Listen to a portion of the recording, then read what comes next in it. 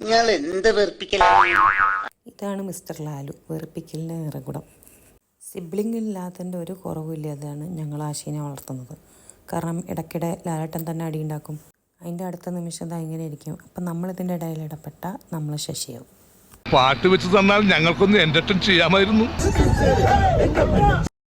ഈ പോക്ക് ജെബീൻ്റെ വീട്ടിലേക്ക് കേട്ടോ. അവിടെ നിന്ന് എല്ലാ കുട്ടിപ്പട്ടാളത്തിനെയും കൂട്ടി ഞങ്ങൾ ദുബായിൽ അവരൊരു പ്ലേ ഡേറ്റിന് പോകാൻ പോവാം. ഏകദേശം ഒരു 45 മിനിറ്റ്സ് എടുത്തുട്ടോ ഞങ്ങൾക്ക് അവിടെ എത്താൻ. അപ്പം ഞങ്ങൾ ഒത്തിരി പാട്ട് പാടിയും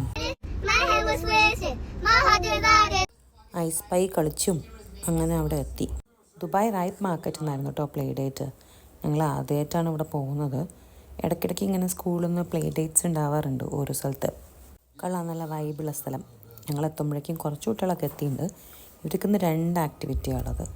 ഒന്ന് സ്ലൈം മേക്കിങ്ങും പിന്നെ ഒരു കോയിൻ ബോക്സ് പെയിൻറ്റിങ്ങും. അവർക്ക് ഇഷ്ടമുള്ളൊരു ഷേപ്പുള്ള കോയിൻ ബോക്സ് പെയിൻറ്റ് ചെയ്യുക, പിന്നെ ഇഷ്ടമുള്ള കളറിലുള്ള സ്ലൈം ഉണ്ടാക്കുക. ഏകദേശം 1.5 മണിക്കൂർ എടുത്തിട്ടോ ഇവർ ഈ ആക്ടിവിറ്റിയൊക്കെ കഴിയാൻ വേണ്ടിയിട്ട്.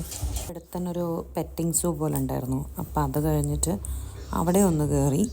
പിന്നെ എല്ലാവരുടെ അടുത്തും ബൈയൊക്കെ പറഞ്ഞു. ആസ് യൂഷ്വൽ ഞങ്ങൾ നീത്തുവിൻ്റെ വീട്ടിൽ ഭക്ഷണം കഴിക്കാൻ പോയി. നാളെ നമ്മളൊരു ഹൈക്കിന് പോകുന്നുണ്ടെന്ന് പറഞ്ഞപ്പം വേദം നമ്മളെ കൂടെ വന്നു. നാളെ നേരത്തെ പോകണം, അതുകൊണ്ട് പെട്ടെന്ന് ഉറക്കണം ഇവരെ. അതുകൊണ്ട് വേഗം ഭക്ഷണമൊക്കെ എടുത്തൊരു സൈഡാക്കി. അപ്പോൾ അത്രേ ഉള്ളൂ. Good night.